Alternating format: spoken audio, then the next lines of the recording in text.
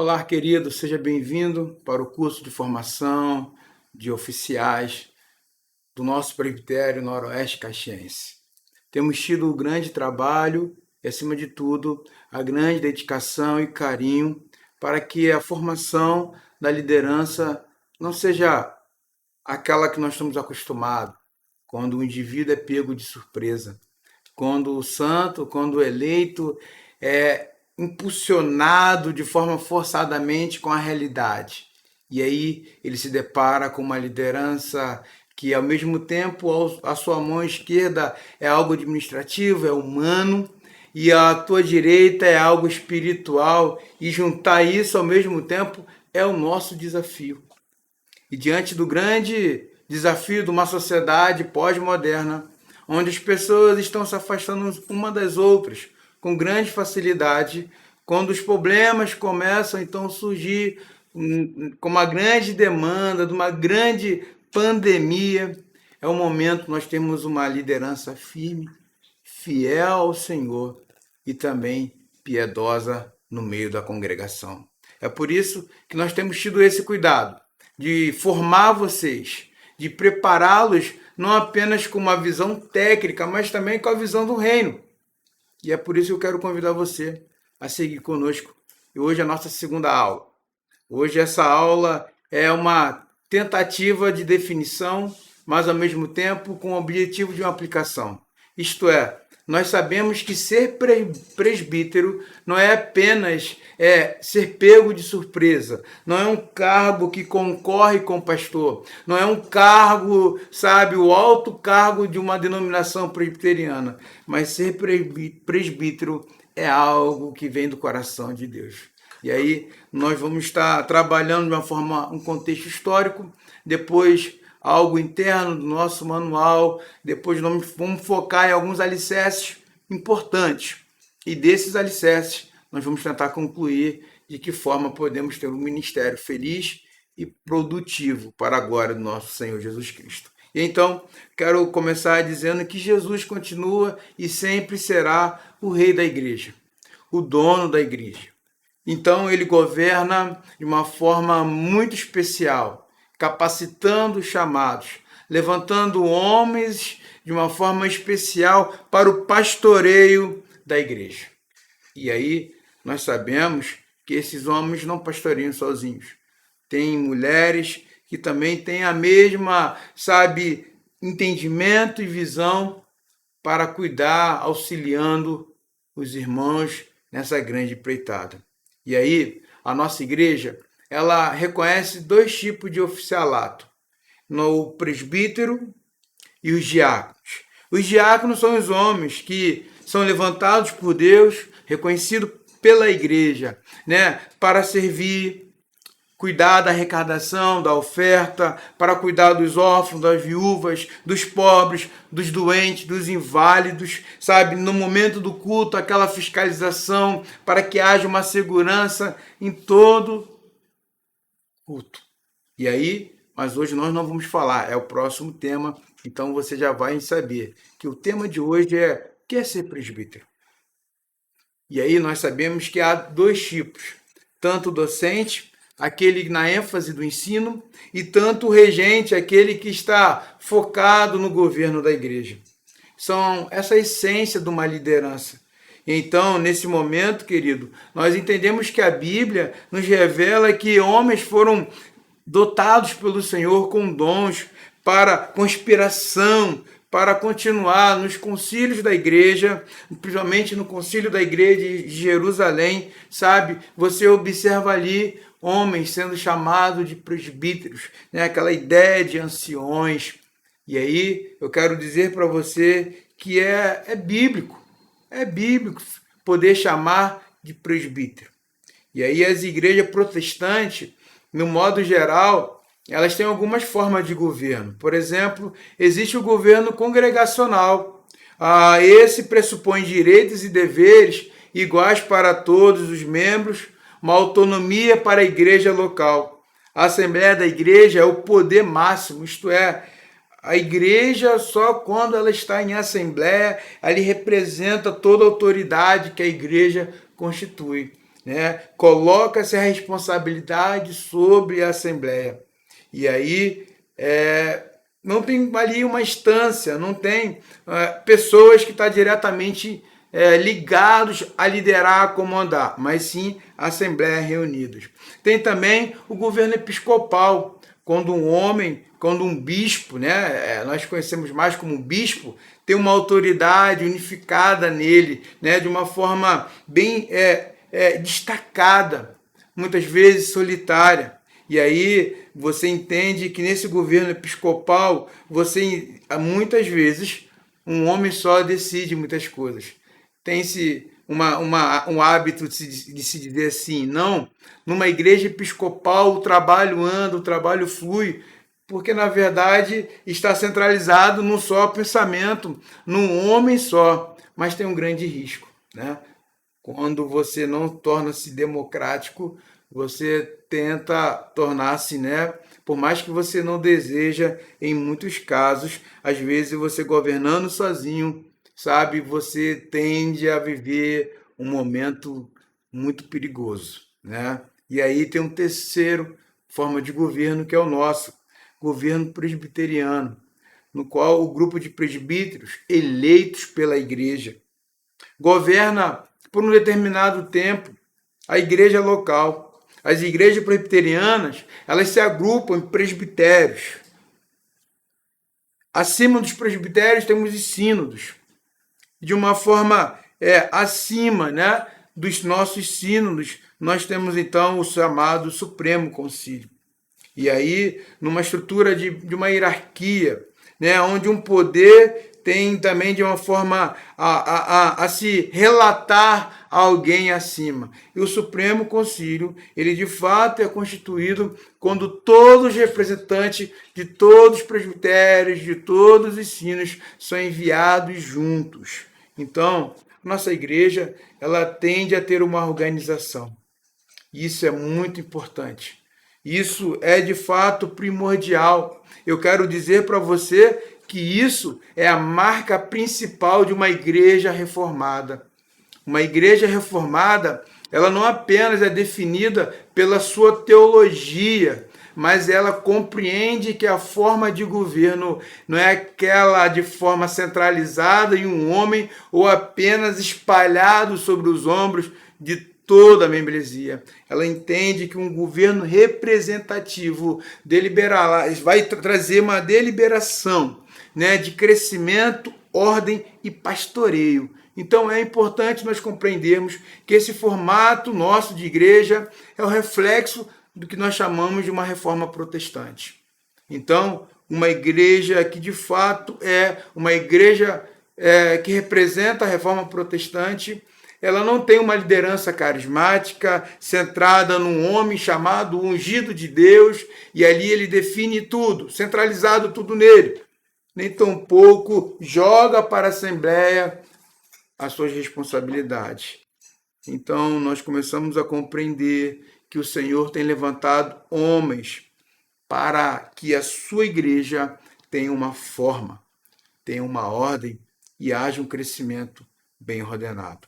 No Novo Testamento, você vai ver lá em 1 Timóteo, capítulo 5, o verso 17, Paulo prescrevendo: os presbíteros que governem bem sejam estimados, dignos de duplicada honra, principalmente os que trabalham na palavra e na doutrina. Tiago vai instruir, Tiago capítulo 5, verso 14. Está alguém entre vós doente? Chame os presbíteros da igreja e orem sobre ele, ungindo com azeite em nome do Senhor. Vemos também que pelo menos o apóstolo Pedro, ele também, na primeira carta, no capítulo 5, no verso 1, vai dizer: eu, presbítero como eles. João, na segunda carta de João, no capítulo 1, os presbíteros, a senhora eleita, ele está tratando ali aqueles que de fato pastoreiam o rebanho do Senhor. Então, é lícito chamar de presbítero. É honroso ser presbítero. Não há sabe, nomenclatura mais fiel para aqueles que amam cuidar do rebanho do Senhor. E aí é interessante que a nossa denominação presbiteriana tem esse nome porque, de fato, ela não é governada pela congregação. Ela tampouco não tem um homem governando, centralizado, mas sim presbíteros. A igreja presbiteriana só reconhece esses dois oficiais. É interessante você entender isso. Não tem como mudar, não tem como você querer inventar algo. Na verdade, o que nós mais queremos é que o Espírito Santo reacenda o prazer dos homens serem homens de Deus. E aí, quando você começa a entender que esses homens têm uma diferença. Entre os presbíteros, você observa o presbítero docente. Muitas vezes é chamado de pastor. E aí eu até digo que às vezes de forma indigna, né? Porque o verdadeiro pastor, o dono das ovelhas, não é eu, não é o seu pastor, é o verdadeiro, é Jesus. Na verdade, nosso papel é sermos presbítero docente. Temos a função de doutrinar, pregar e muitas outras coisas, o ensino. E ao regente cabe, então, aquela administração que muitas vezes ela é espiritual, muitas vezes ela é secular, muitas vezes ela é piedosa, muitas vezes ela é firme demais. O presbítero regente, ele tem essa grande missão. E aí nós precisamos começar a entender que no Novo Testamento eles dividem apenas nisso, entre presbíteros e diáconos. Se você observar, às vezes surge o nome bispos, mas sempre está ligados a localidades, a um grupo naquela localidade. Mas, de fato, as igrejas locais sempre tinham presbíteros e diáconos ali dedicados ao cuidado do rebanho.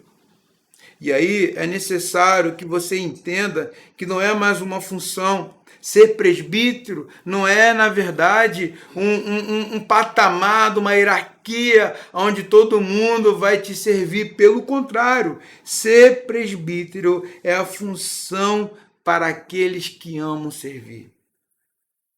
Os presbíteros docentes e regentes devem trabalhar de forma mútua. O docente e o regente jamais e nunca irão concorrer um com o outro, disputarão a atenção das pessoas com a outra. Pelo contrário, a administração e o pastoreio da igreja são algo inseparáveis.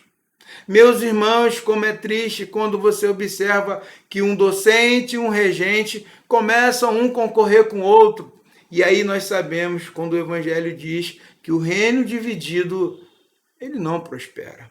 Ele desabará, ele vai desabar. E quando ele desaba, certamente não só aqueles dois homens, não só aquele conselho, mas toda aquela igreja local cai junto com eles. E é interessante nós começarmos a entender de como forma, qual é a demanda dessa ordem. Carece um fundamento bíblico. Carece não apenas de você ser eleito e ordenado, mas carece de fato que os presbíteros se entendam e se sirvam um do outro, pois cada um tem a sua função e não fica difícil. Para ajudar, eu quero de fato começar a esclarecer algumas coisas. Quem governa a igreja presbiteriana, né? Na denominação presbiteriana? É o pastor? É os presbíteros? Como é que pode funcionar esse movimento conciliar? E muitas vezes parece, quando você olha o manual, parece coisas que não são claras, né? Parece que de fato, como por exemplo o artigo 1 diz assim, exercer o seu governo em meio de concílios e indivíduos, né? Como é que é essa ideia de coletivo e individual ao mesmo tempo? Algo que muitas vezes nós não conseguimos definir, e muito menos o rebanho. Às vezes o rebanho vê, na verdade, a disputa do pastor com o conselho, o restante dos presbíteros, e aí você vê aquela disputa, e quando você é favorável, pastor, você defende. Quando você é favorável, presbítero, você defende. Mas, afinal das contas, qual o poder que esse conselho pode exercer sobre a igreja? Poder espiritual. O próprio manual vai dizer que a igreja, por meio do seu conselho, exerce esse poder espiritual quando ele admite as pessoas à comunhão, quando eles tornam membros, quando eles pegam uma pessoa recém-convertida, treina ele, capacita ele e por meio do batismo, da pública profissão de fé, o torna membro daquela igreja local. Aí o conselho tem esse poder das chaves que Mateus 18 vai trabalhar, de ligar aos céus aquela pessoa. A igreja, nesse momento, na força do seu conselho e diante do presbítero, que é o docente, que é o pastor, ele tem ali o prazer de batizar alguém, de ser aquele que coloca as mãos sobre aquele que batiza, celebrar casamento, Há uma diferença entre o que ensina o docente, que nós chamamos de pastor, e uma diferença para os regentes. Mas os dois juntos precisam representar apenas uma força, esse poder e essa autoridade. É por isso, meus irmãos, que é um grande desafio. Com cabeças diferentes, com pensamentos diferentes, mas precisam expressar uma única mensagem: o poder de Deus. O mandado e o ofício do presbítero docente deriva-se do presbitério.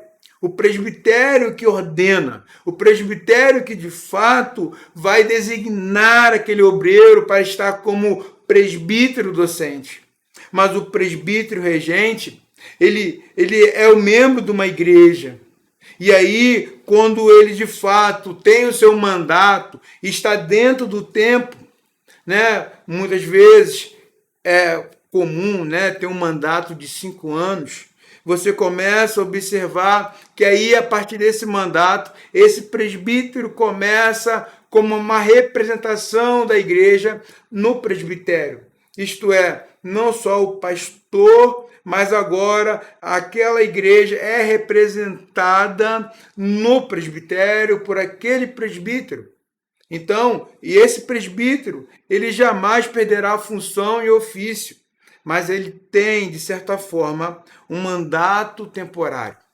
Então, você observa que o presbítero regente, ele pode ter seu mandato até 5 anos. Mas a função, a nomenclatura, vai o acompanhar para o resto da sua vida. Porque, de fato, entendemos que ele é um eleito. Ele foi escolhido pelo povo para expressar uma autoridade sobre o próprio povo. A não ser que ele seja disposto, deposto, exonerado, ou a pedido dele mesmo, ele venha embora. E aí você começa a ter uma outra forma. E aí, então, o nosso desafio hoje é levarmos a você a uma mentalidade de menos conflito. Provavelmente, tudo que eu já falei pode gerar mais conflito do que você... Talvez você fale assim, nossa, até agora não entendi nada. É um pouco mesmo complicado. Não é você apenas entende achando que é fácil demais, mas não é impossível. Se você pegar o manual e, de certa forma, destrinchar passo a passo, o que é conflito torna-se algo resolvido. Por quê, pastor? Qual é o conflito mais comum? Se todo mundo é igual, não existe uma hierarquia. Existe uma hierarquia no conselho? Isto é, o docente ele está acima de todos os regentes? A resposta também não é clara. Por que, pastor, não é clara? De certa forma, no manual, nós sabemos que todos demandam da mesma força de poder, da mesma força de lei. Mas, ao mesmo tempo, nós sabemos, queridos, que existem posições, que existe de uma forma bem clara, de que o pastor, o docente ele sempre vai presidir esse conselho. Então, automaticamente, mesmo que essa hierarquia, muitos não aceitem, mas de uma forma bem respeitosa, há ali um presidente, o qual ele precisa ser responsabilizado por toda a congregação. Claro, ele é auxiliado por muitos, pelos seus presbíteros regentes, mas é o pastor, presbítero docente, ele se faz responsável tanto na nossa lei interna, no nosso manual, ele exerce uma força de lei como um papel, de presidir e conduzir aquele concílio. Logo, se aquele concílio for feliz, levar aquela igreja a momentos felizes, parabéns para esse pastor. Parabéns para esse conselho. Logo, se essa hierarquia não produz bons frutos, logo eu digo assim, nós ouvimos, o ônus é também desse pastor. Então, meu irmão, eu quero que você fique claro que muitas vezes o docente é aquele que é a ponta, ao mesmo tempo é a ponta mais firme, mas ele também é a ponta mais que se arrebenta. Porque se dá certo, é o conselho, se dá errado, troca-se de presbítero docente. E é interessante começarmos a respeitar essas atribuições. Eu acho bem lógico quando nós, como ovelhas, conseguimos entender a visão do presbítero docente, nós, como presbítero regente, conseguimos entender a visão do docente e acredito que o papel um do outro ali é um auxiliar um ao outro. E aí faremos uma igreja a exercer naquele lugar um papel de grande influência na sua localidade. Então, eu começo a dizer que um sucesso da igreja, de forma bem carnal, quero dizer que o sucesso da nossa igreja, a metade do caminho, está numa boa relação dos presbíteros da igreja. Se o docente e o regente não se entendem, automaticamente essa igreja não vai prosperar. Porque não há ali a representação da autoridade. Não há ali uma representação do respeito. Olha, eu entendo que há uma pluralidade de ideias, de pensamento, mas a minha missão como docente é chamar a atenção dos regentes e levá-los a concluir pelo menos uma média de ideia. A nossa missão é isso. Precisamos ter essa boa mão para pesar e, ao mesmo tempo, para assumir as responsabilidades. Meu irmão, é necessário entendermos nossos direitos e as nossas obrigações.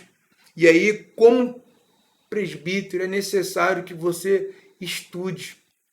É necessário que você tenha um manual, enxergue o manual, porque muitas vezes nós temos tudo para todas as coisas concorram ao nosso bem, mas a falta de informação, a nossa ignorância diante de todo o sistema nos faz ser pesados por demais.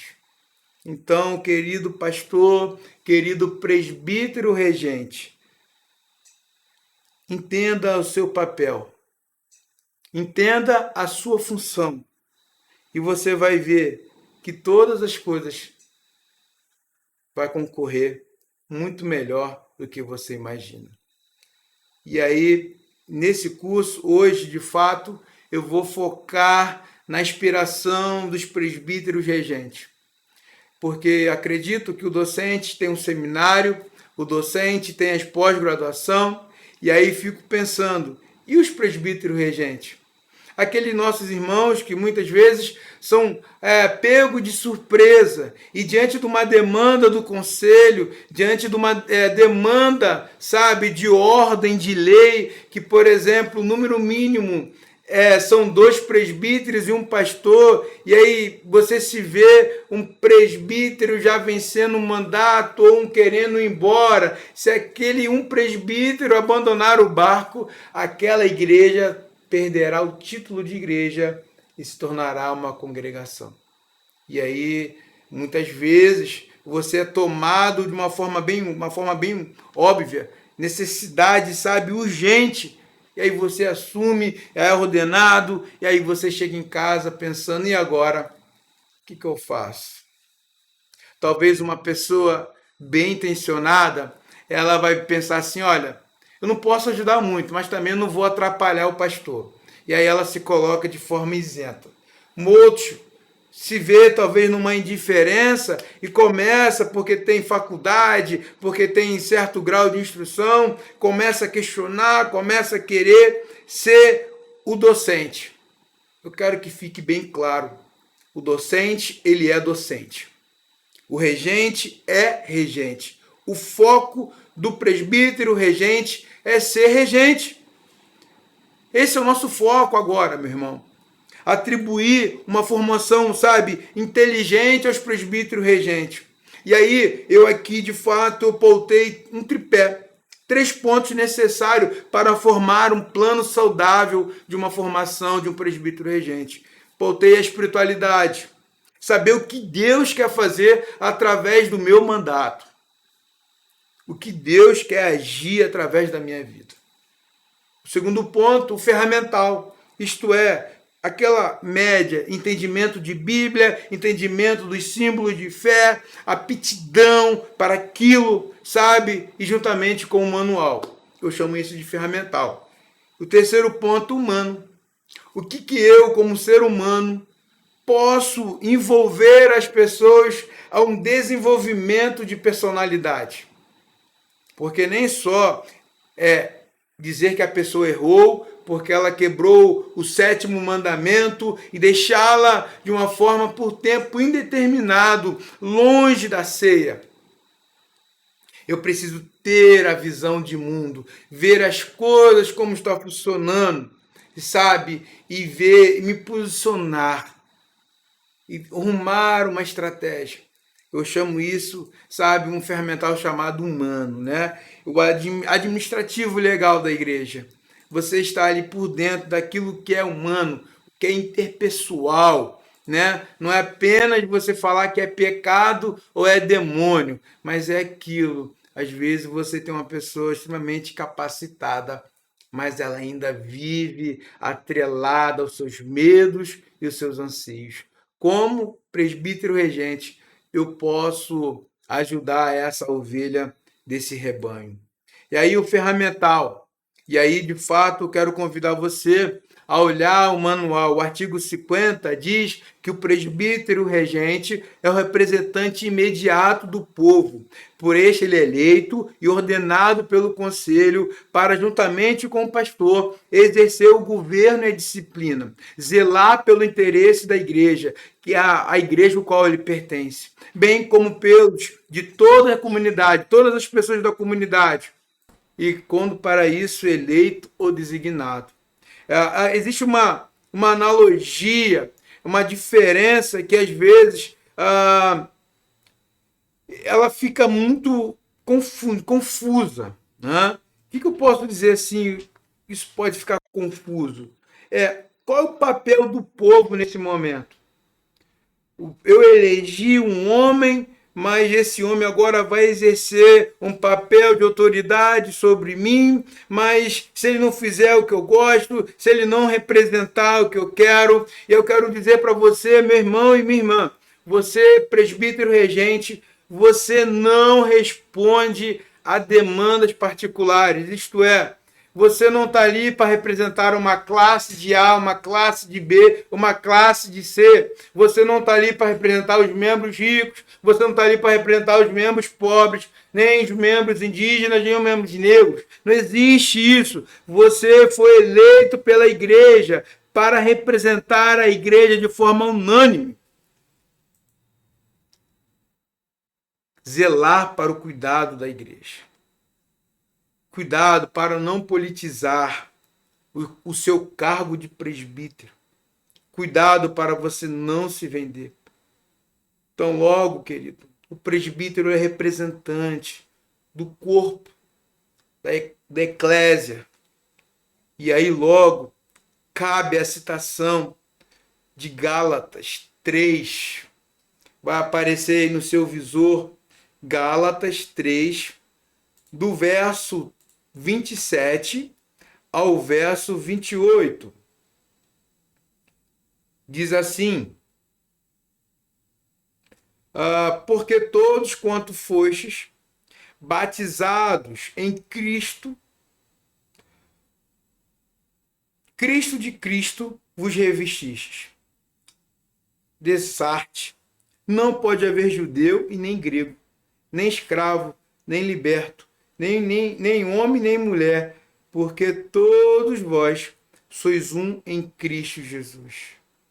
Cuidado, meu irmão, de você assumir um cargo e achar que você, nesse momento, vai representar as pessoas sempre que foram abandonadas na igreja.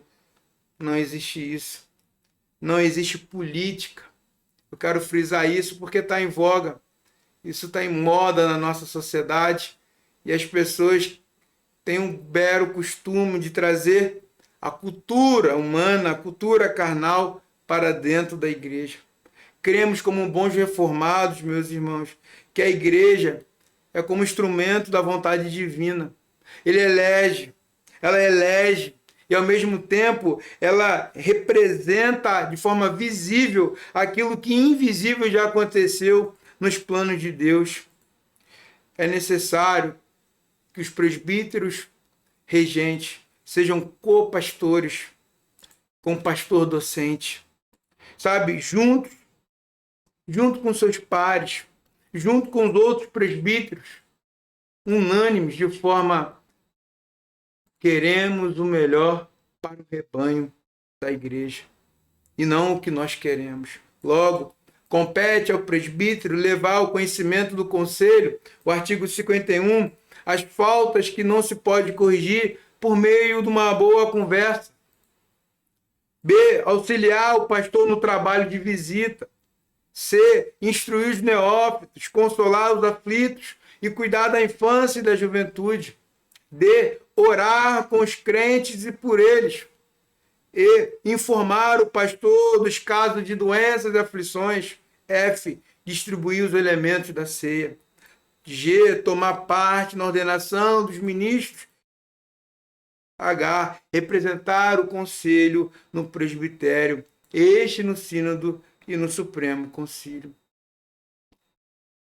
Logo, meus irmãos, quando um presbítero está diante dos faltosos, ele se faz logo presente, como irmão, estendendo a mão para aquele que precisa, aquele que cometeu um erro, para que o caráter dessa pessoa seja evidenciado como o caráter de um crente. Logo, esse presbítero regente, ele vai ao encontro dessa pessoa, promovendo juntamente a consciência dessa pessoa para a remissão de pecados, sabe, o arrependimento dessa pessoa. O papel do presbítero é levar o arrependimento ao faltoso, sabe? É de fato ser boca de Deus, é ser usado pelo Espírito Santo. E muitas vezes o presbítero se acha um detetive. Muitas vezes o presbítero quer ser um delator. Ele quer denunciar a falta do irmão, mas não quer tratar o irmão. Em tempos de internet, então, as pessoas olham a vida fora o comum lá das pessoas, a vida particular, e acham que aquilo ali é um crime. E aí, sem lá tratar as pessoas, ele quer convidar as pessoas para serem chamadas no conselho, para serem descascadas. É ignorância, maltratar as pessoas em nome da missão. Na verdade, a missão é cuidar delas. Nosso maior desafio é revitalizar a visitação. Não é papel do pastor, não, é papel de todos os presbíteros. Visitar, animar, renovar a animosidade das pessoas de frequentar o culto, visitar, ir lá tomar aquele café quando a visita está doente, quando a família está passando por uma necessidade. É papel nosso, tanto coletivo e individual, visitar a família. Mas às vezes, meus irmãos, temos tanto medo, nos escondemos atrás de uma não capacidade. E aí o presbítero que tem o poder de, pastorear esse rebanho, muitas vezes ele afasta esse rebanho. O presbítero ele tem que cuidar dos novos que estão chegando na igreja, aqueles que estão aflitos, aqueles que a infância, a juventude. Então, lá na frente nós vamos falar sobre isso. Como às vezes nós repetimos aquilo que fizeram conosco. Os aflitos, por questões morais, físicas, espirituais, precisam de uma forma bem direta da assistência dos presbíteros, porque nesses momentos eles se tornam fragilizados, carentes de apoio. É nessa hora que, de fato, nós representamos o reino de Deus na vida dessa pessoa, consolando, socorrendo, mesmo que às vezes não tenhamos as melhores palavras, mas só a nossa presença e o nosso silêncio ali, às vezes orando, às vezes cantando um hino, às vezes a amizade sincera torna aquele contexto ali, estou sendo assistido. É necessário, meu irmão, que o presbítero seja um homem de oração. As coisas não acontecem do nada. As calamidades, muitas vezes, nos pode pegar de surpresa, mas em grande boa parte, quando estamos conectados com Deus, quando somos homens de oração, estamos sensíveis ao que Deus está fazendo e não nos apavoramos. Logo, quando você está diante de um pastor, de um presbítero docente, de um presbítero regente apavorado, o que vem na sua mente é falta de oração. A igreja presbiteriana precisa de homens assim, que gostam de orar, que clama por um crescimento, por plantações de nova igreja. Mas nós nunca vivemos um tempo tão carente de mão de obra. Pessoas estão se preocupando muito mais com a sua vida particular e estão esquecendo da importância de um conselho saudável. Esquece que quando tudo der errado, existem homens que estão ali dedicando a vida ao Senhor para se tornar sensíveis e ter sempre a resposta de Deus. E quando Deus nos abençoa, e quando o Senhor começa, nos dar a oportunidade para que sejamos outros presbíteros, começamos a correr em nome de um medo ou de uma não preparação. Eu acho que está aqui hoje o nosso grande dilema. Homens, não é necessário você ser posto como presbítero de uma forma assustadora. Você precisa entender que a missão, a grande missão de todos os homens presbiterianos é serem oficiais de sua igreja. Porque ainda, queridos, entendemos que não há espaço para oficial feminino. É macho, masculino. É papel do homem viver essa ordenação. Se os homens não trabalharem, quem vai fazer? Vamos ter que mudar a igreja. E aí, eu acho muito mais fácil nós, como um homem, tomarmos uma posição do que tentar mudar a igreja. É necessário nós entendermos que o papel do presbítero agora no ferramental espiritual não é nada por acaso, meu irmão. Às vezes nós achamos que somos pegos de surpresa pela igreja, mas nós estamos dormindo. Nós estamos, parece que estamos em coma diante de todo o movimento da igreja, diante de tudo que Deus está fazendo. Nós não interagimos com a realidade da igreja, porque o nosso espiritual não é um ferramental. O espiritual, eu quero dizer, nada é por acaso. Todos nós temos uma vocação a ser concluída com sucesso. Mas a pergunta certa é: como posso desenvolver o meu ministério? E outra pergunta, talvez para nos auxiliar: o que Deus quer fazer através de mim? Uma outra pergunta, talvez seja melhor ainda para a compreensão: por onde devo eu começar? O começo. Sempre comece pelo começo. Acredito que o começo de uma igreja saudável, que não apenas se preocupa com o seu presente, mas tem uma visão no futuro, é aquela igreja que começa a formação ministerial na infância. É aquela tia lá do departamento infantil, ela tem a instrução de que ela não está formando apenas um homem de Deus para a sociedade, mas um futuro pastor, um futuro presbítero e um futuro diácono. Nós precisamos começar a considerar o ensino das nossas crianças. Eu fico com medo, meus irmãos, a nossa referência masculina no departamento infantil. Só tem tia, não tem mais o tio no departamento infantil. Os homens estão escondidos. Logo, queridos, na ausência de uma referência, qualquer uma serve. Quando não se há uma referência, qualquer uma serve. Então, se a gente não começar lá no começo, nas bases dos nossos filhos, nossas crianças, formatar a sua mente de que eles precisam conhecer a igreja, como desenvolve a igreja, como ser, ensiná-los da esperança de ser um regente ou um presbítero docente.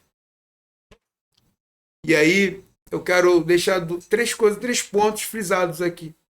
Porque o espiritual, ele é a base para um bom ministério do presbítero regente.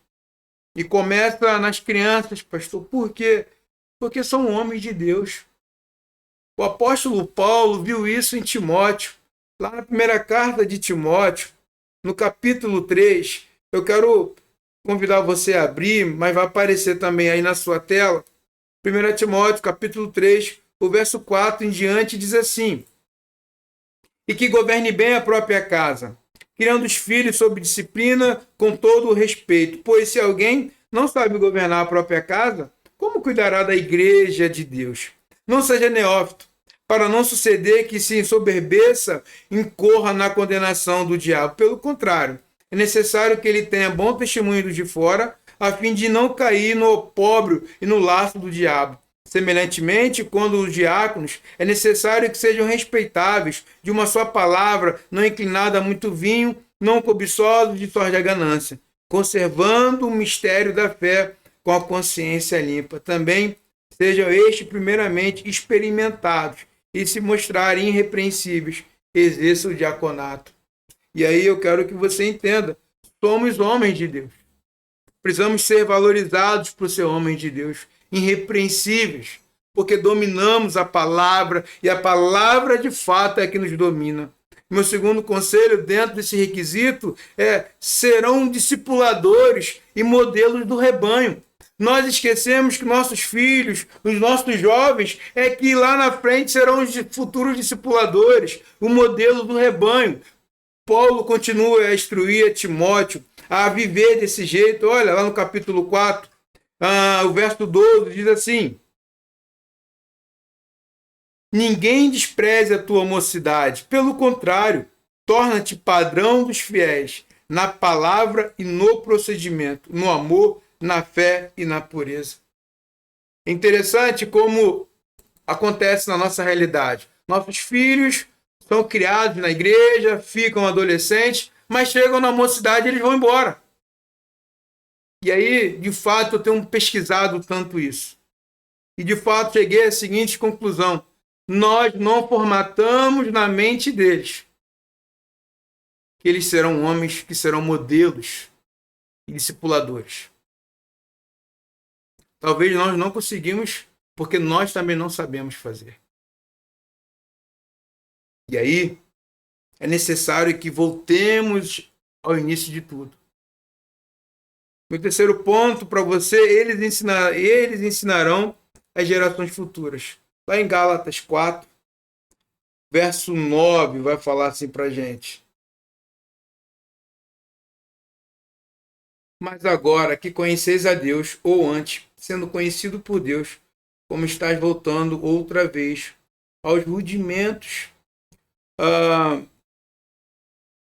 Perdão, 4:9, isso. Mas agora que conheceis a Deus, ou antes, sendo conhecido por Deus, como estáis voltando outra vez aos rudimentos fracos e pobres, os quais de novo quereis ainda escravizar-vos? Guardai dias e meses e tempo e anos. Receio de vós, tenho eu trabalhado em vão para convosco.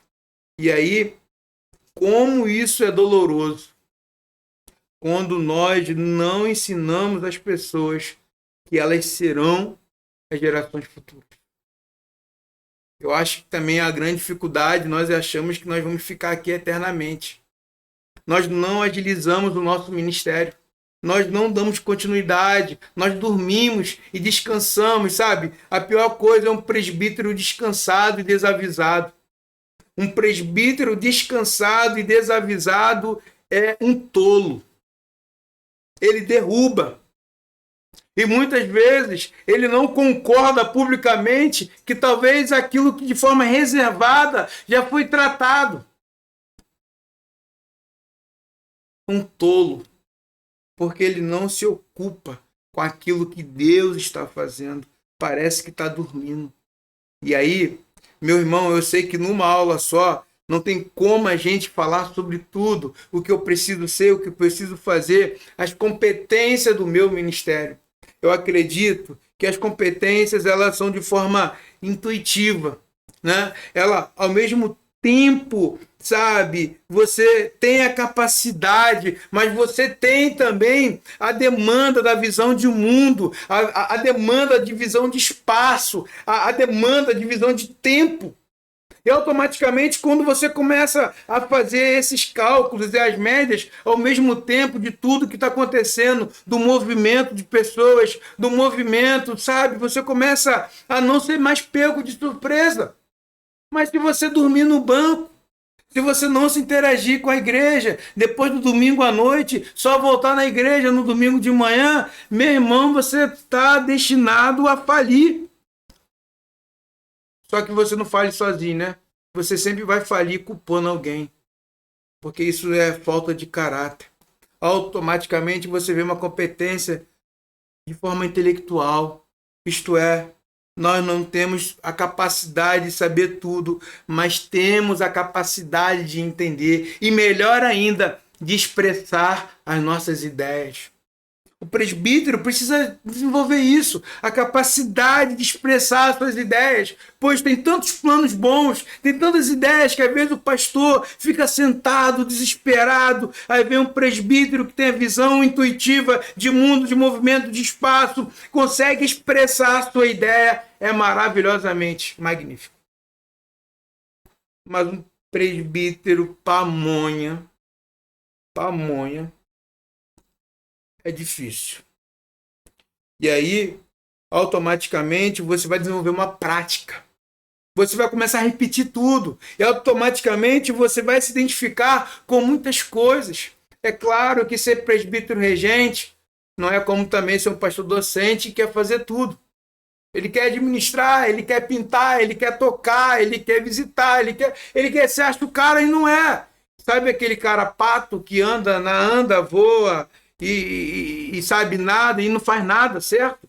É mais ou menos isso. Então, quando nós desenvolvemos as nossas habilidades, é bom que nós reservamos de uma forma clara o que você te faz de especial. Aí você cresce. Aí você possui, de uma certa forma, uma capacidade de tolerar todos os desafios, todas as tempestades. E você não vai ser aquele que vai desistir no meio do caminho. Muitos presbíteros desistem do seu ministério porque não têm a capacidade de tolerar o dia mau, capacidade de enxergar a mudança, capacidade de forma emocional se deparar, sabe, com as críticas, com as traições, com as frustrações. É necessário que eles tenham, sabe, um emocional muito fortalecido. muito fortalecido, porque de fato o espiritual vai tomar uma demanda ainda muito melhor. As vivências de forma espiritual, né? Como ele se permite o Espírito Santo usar ele. De que forma, pastor, quando certamente ele experimenta um amor profundo de Deus na sua vida. E aí ele começa a viver para a glória de Deus. E aí na próxima aula eu quero convidar você, sabe, a entender. Eu vou estar definindo o diácono, mas ao mesmo tempo as nossas 3 últimas aulas serão pautadas na prática, né? Como preparar um estudo, né? Falar um pouco de didática, como eu pego a minha ideia e transformo ela em algo, sabe, de forma assim incrível, onde todos consigam compreender o que eu penso, né? Trabalhar um pouquinho, porque é muita coisa, sobre aconselhamento e aí terminar e concluir sobre uma administração eclesiástica. Desde uma pintura, escolha de tinta da igreja, até uma demanda doutrinária. Esse é o nosso desafio. Então, muito obrigado porque você ficou até agora. Eu sei que não é fácil me aturar, eu sei que não é fácil você ficar de frente para o seu celular, da sua televisão, mas, por favor, o nosso objetivo é tornar uma igreja que, de certa forma, é eficiente para aquilo que Deus o chamou para fazer. Muito obrigado. Eu quero orar com você nesse momento. Senhor Jesus, se é complicado para nós que estamos alguns metros à frente, imagine para os que estão chegando. Imagine para essa geração mais nova. O Espírito Santo nos habilite a encontrarmos uma habilidade, nos capacite, nos dê ideia para a formação de nossas crianças, adolescentes e jovens para serem presbíteros, prósperos em suas vidas. Em nome de Jesus. Amém. Muito obrigado pela sua companhia. Muito obrigado ao Presbitério Noroeste Caxiense. Muito obrigado à Igreja Presbiteriana do Bairro do Divino. Muito obrigado pelo apoio de tudo. Que Deus nos abençoe. Um forte abraço.